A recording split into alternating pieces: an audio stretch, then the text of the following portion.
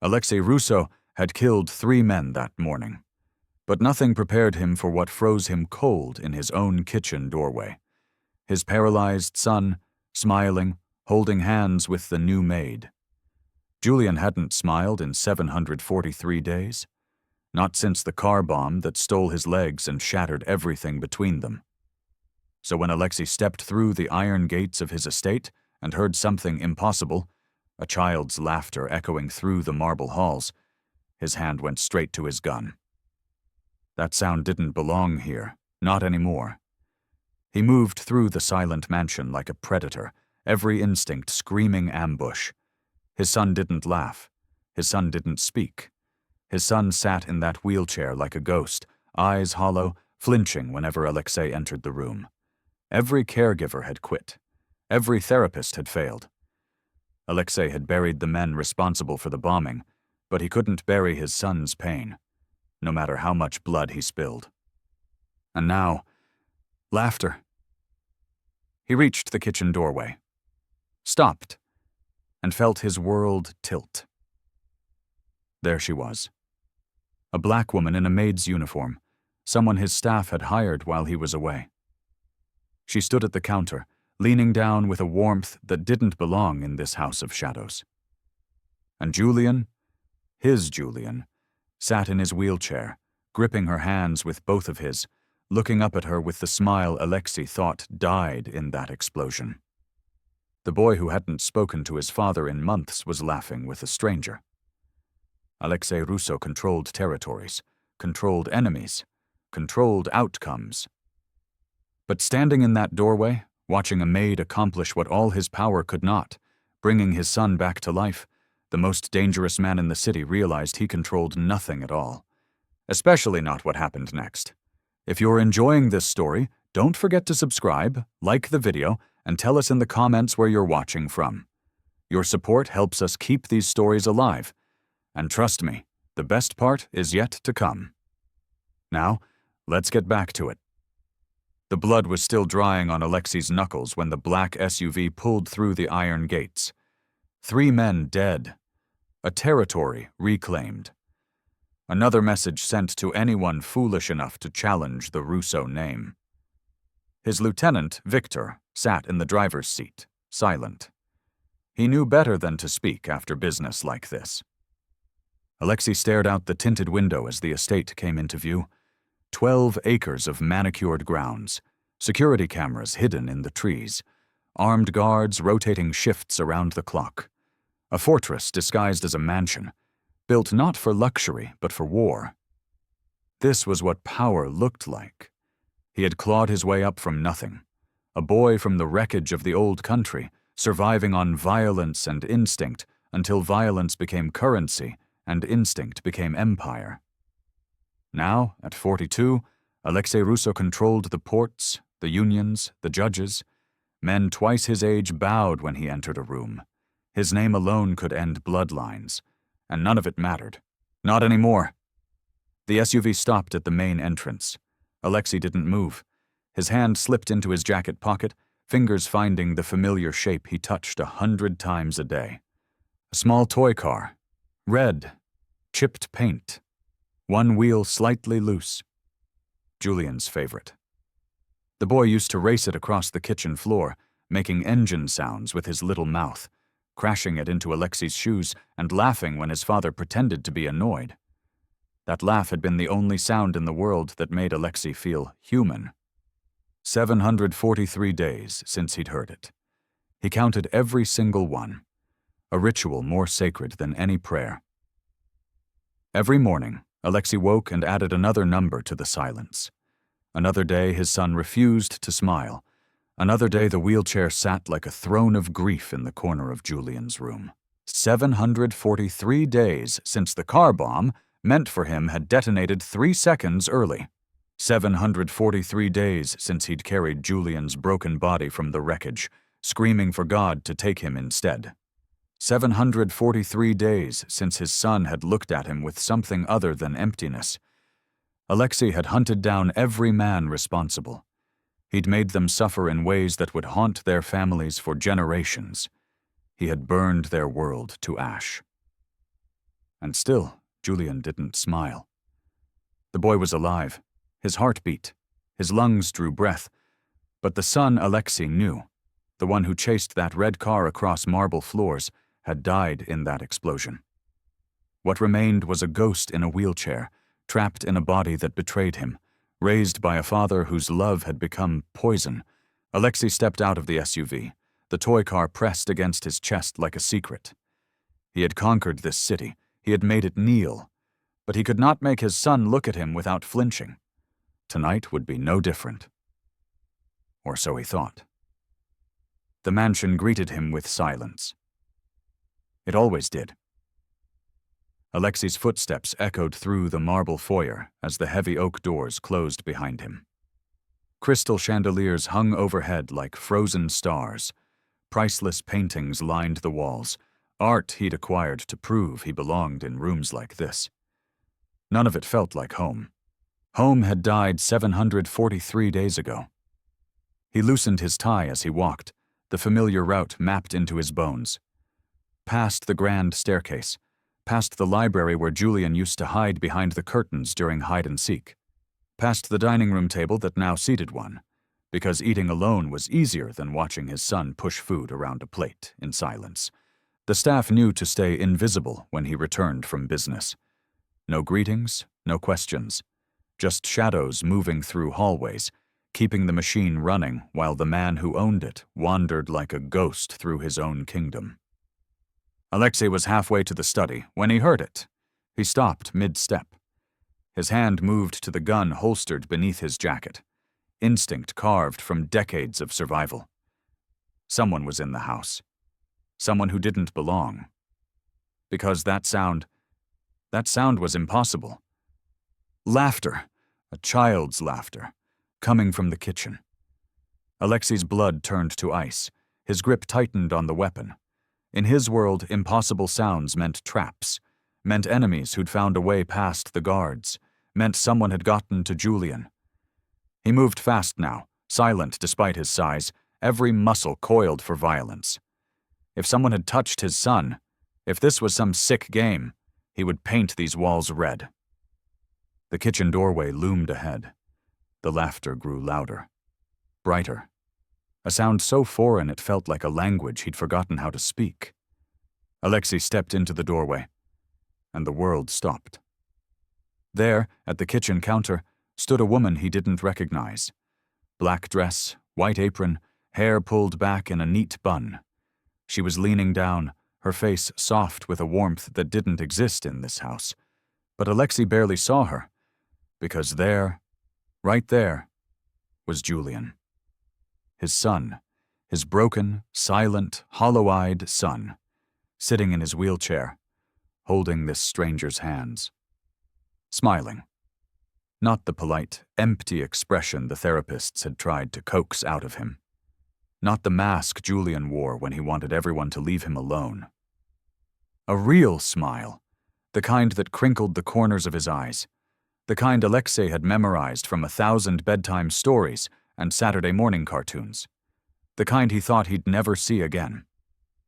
Julian was laughing at something the woman said, laughing like his legs weren't useless, laughing like the explosion had never happened, laughing like he was just a boy, happy and whole.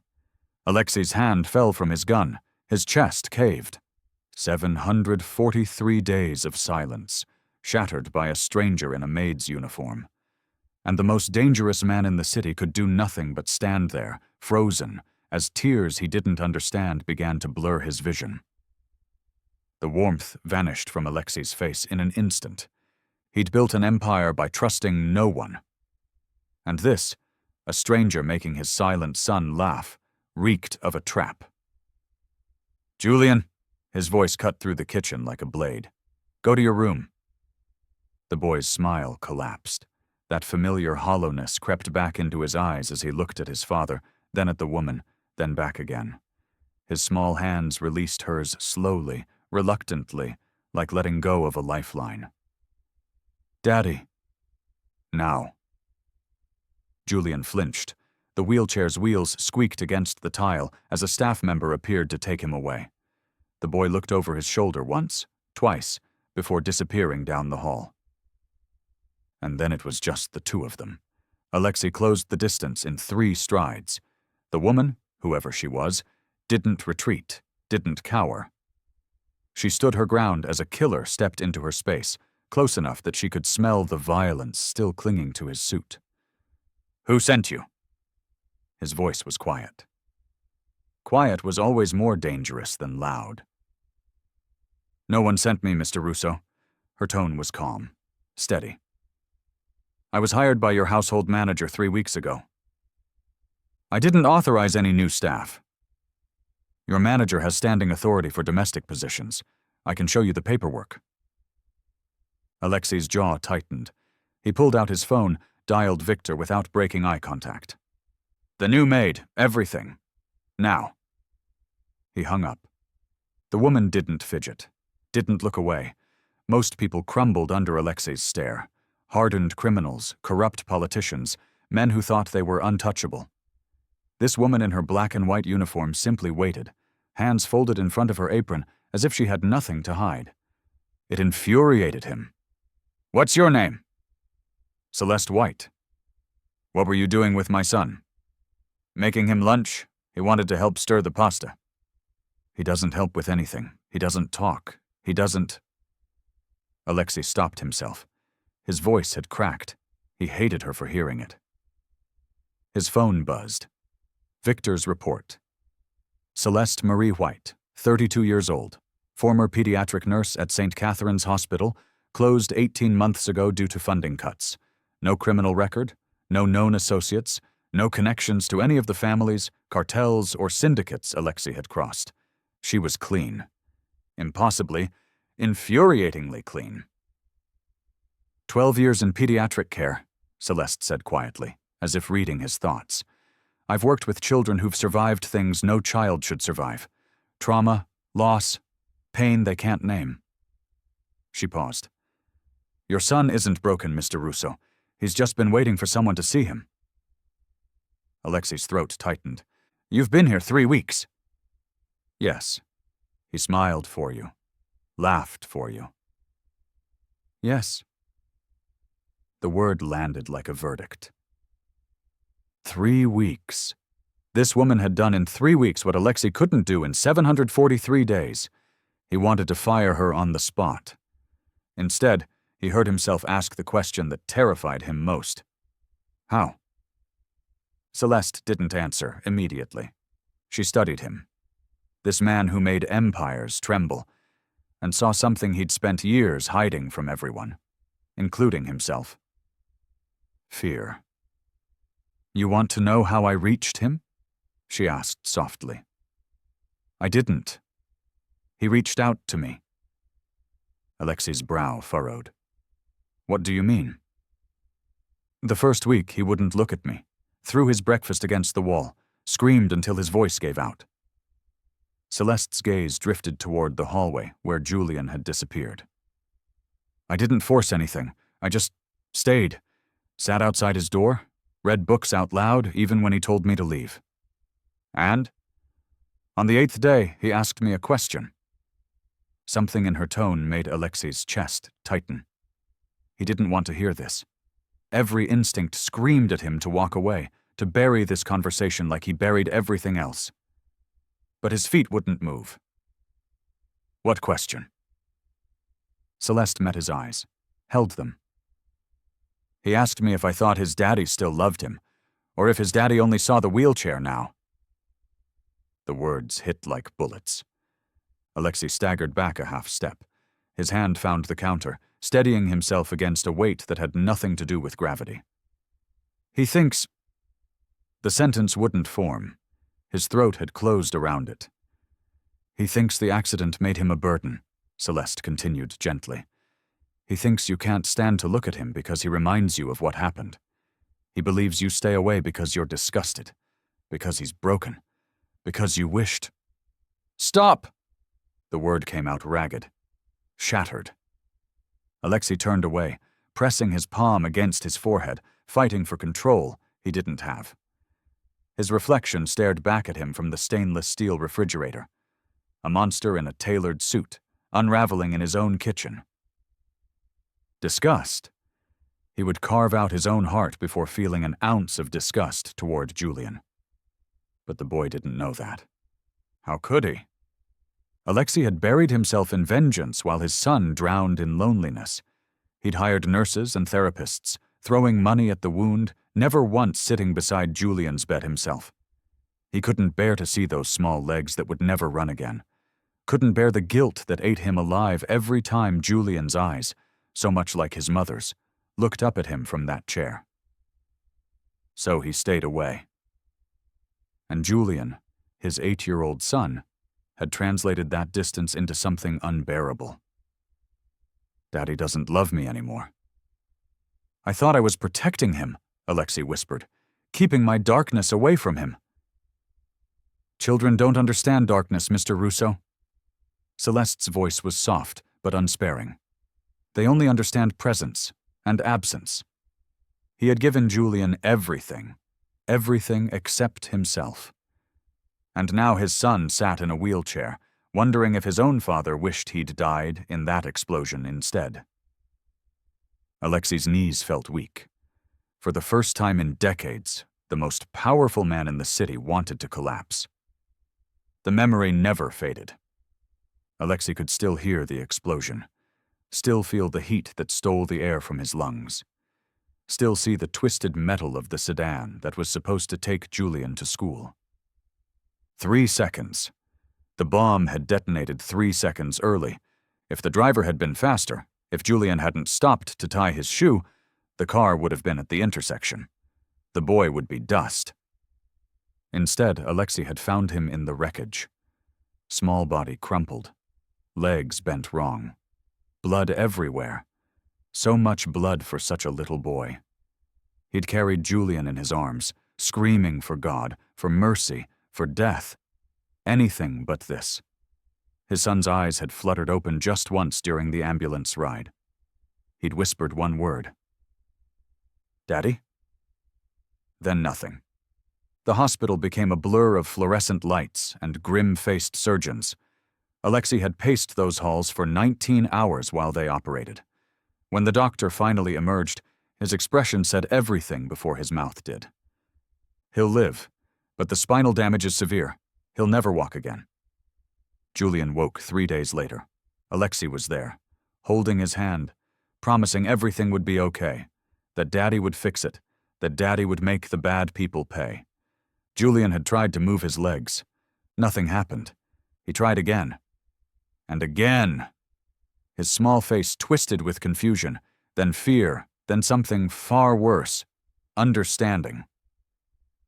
Daddy, I can't feel them. Daddy, I can't feel my legs. Those were the last full sentences Julian spoke for months.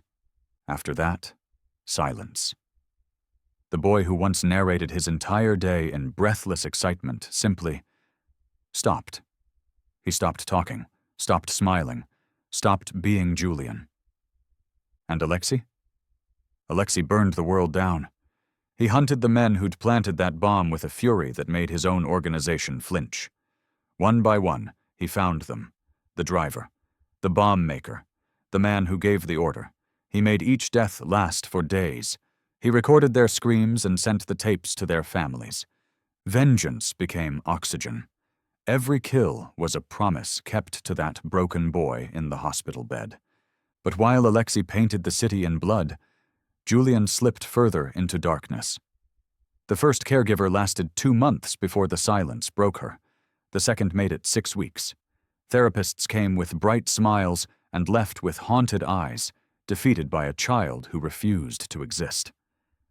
He's unresponsive, they said. He's retreating inward, they said. There's nothing more we can do, they said. Alexei had thrown money at every specialist in the country. Experimental treatments, revolutionary therapies, the best minds medicine could offer. None of it worked, because none of it was what Julian actually needed. 743 days. That's how long Alexei had spent hunting ghosts while his son became one.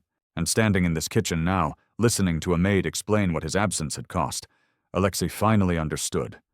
He hadn't avenged Julian, he'd abandoned him. Celeste saw the question in Alexei's eyes before he asked it. Why did you stay? She leaned against the counter, arms crossed, not in defiance, but in memory. The weight of those first weeks with Julian settled over her like an old coat. Because I've seen that look before. What look? The one your son wears. The one that says he's already decided he's unlovable. Her voice softened. I spent 12 years with children who believed that lie. I wasn't about to let another one drown in it. The first day had been brutal. Julian had taken one look at her and hurled his breakfast tray at her head. Oatmeal dripped down the wall. Orange juice pooled on the floor. The boy's eyes had blazed with fury, the kind that masks unbearable pain. Get out, he'd screamed. I don't want you here. I don't want anyone here. Celeste had cleaned up the mess without a word. The next morning she returned with the same tray.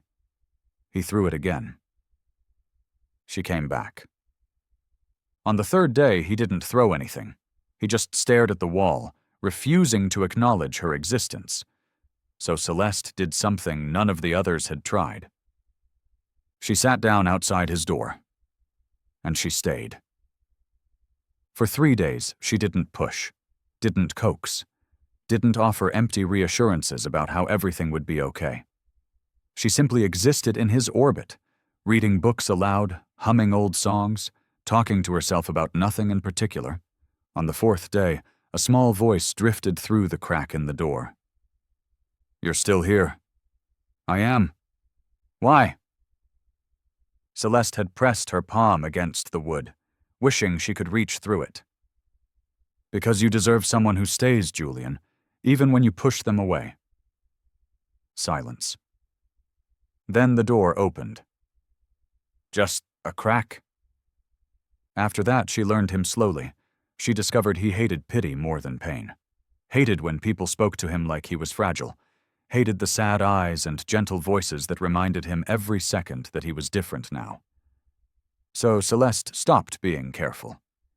She burnt the rice one evening, genuinely burnt it, smoke billowing from the pot.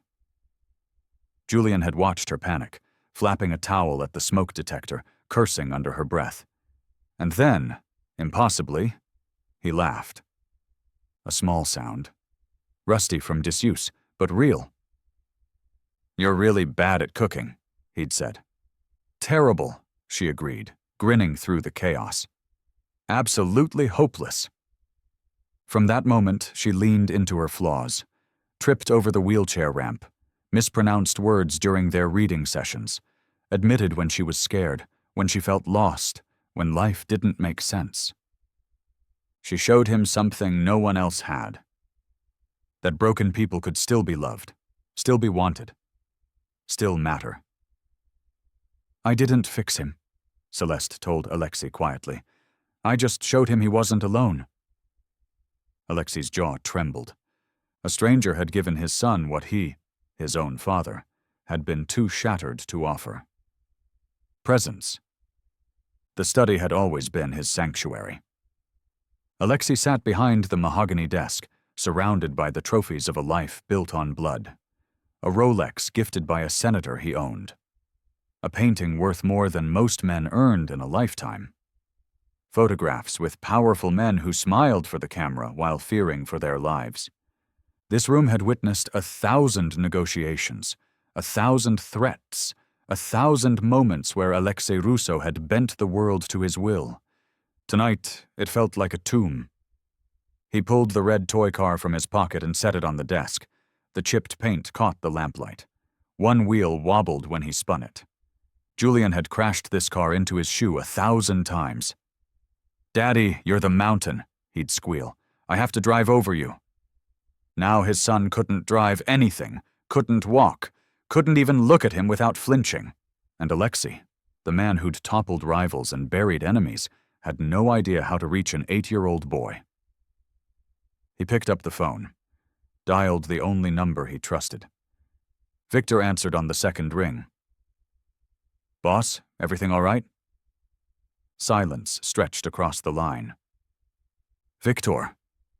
Alexei's voice sounded foreign to his own ears, stripped. Raw. You have children? 3 girls. You know that. How do you— The words caught. He tried again.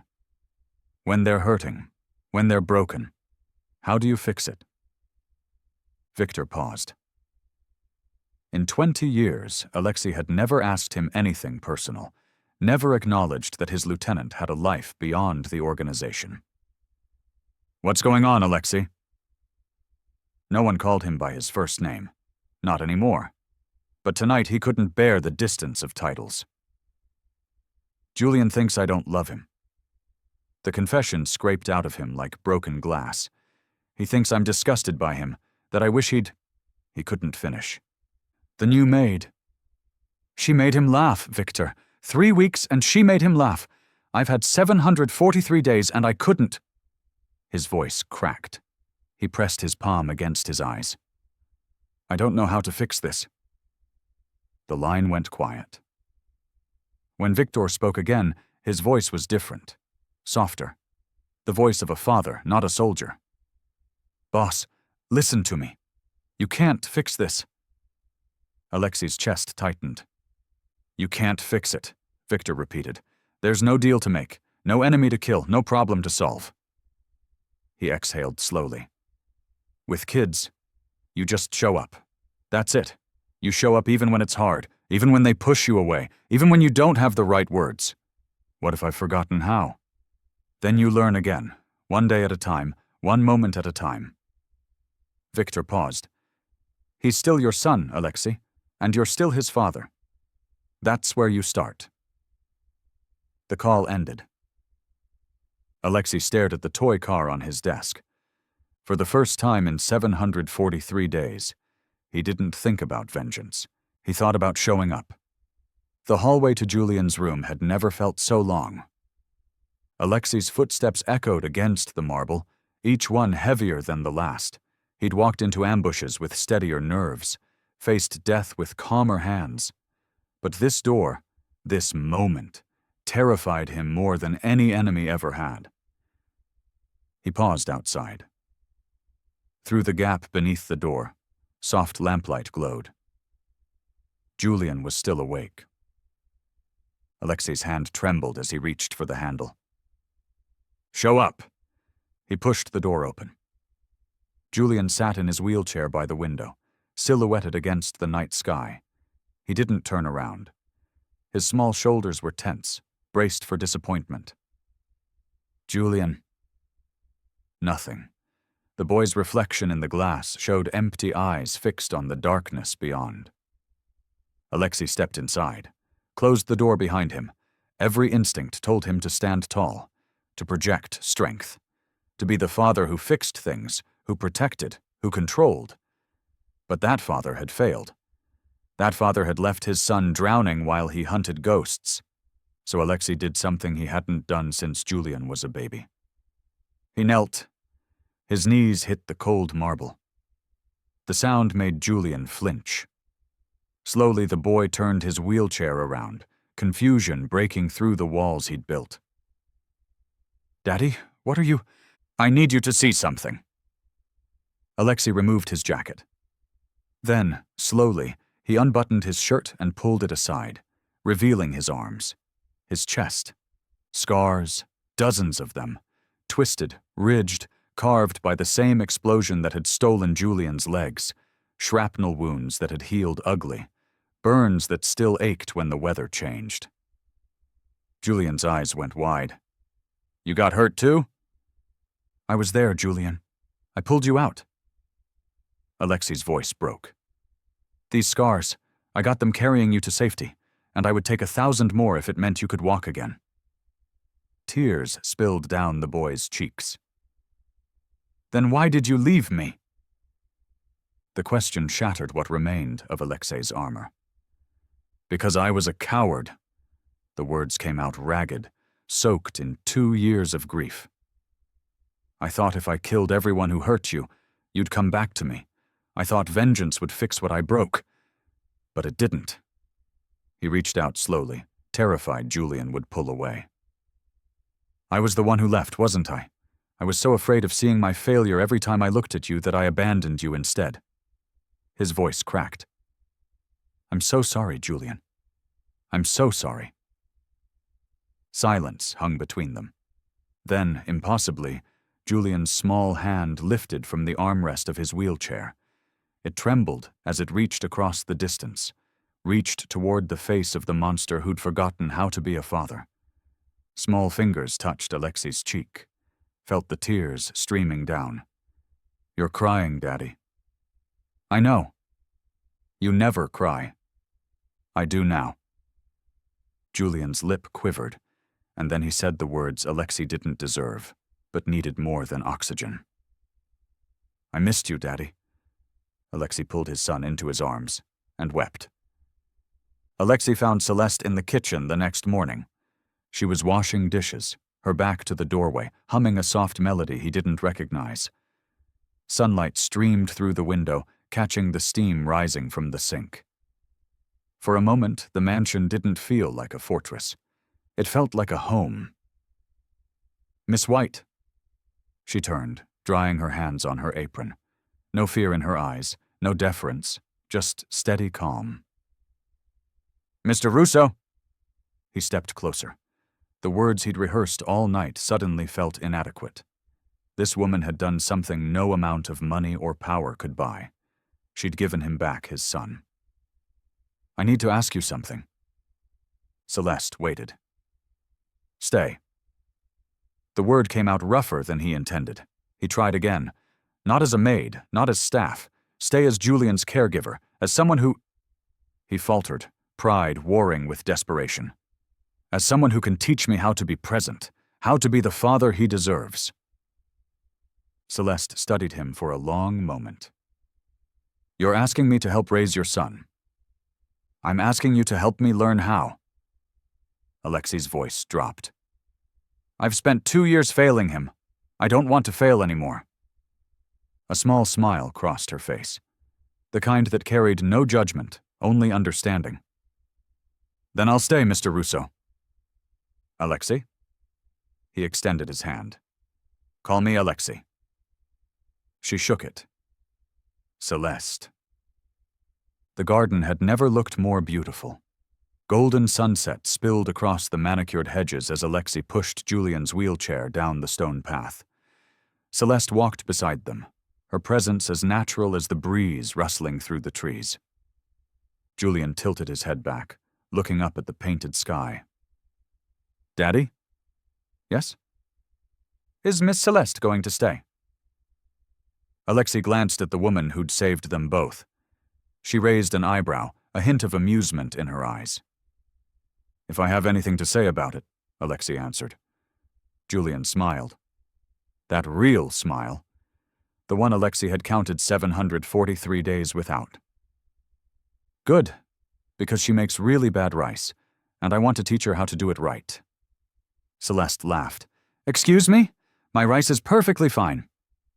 "It's crunchy, Miss Celeste. Rice shouldn't be crunchy."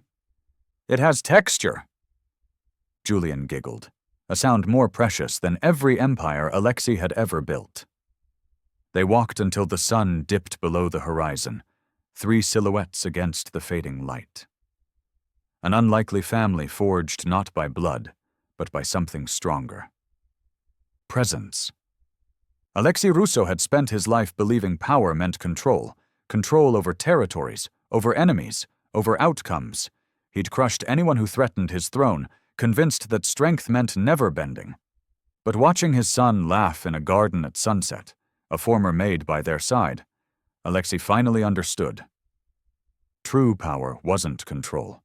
It was the courage to be vulnerable, the strength to show up, the bravery to let someone see you break. That night, for the first time in 743 days, Alexei Russo felt whole. If this story has your attention, hit that subscribe button and let us know where in the world you're watching from. Every story we tell connects the past to the present, and we'd love to have you with us for the next one.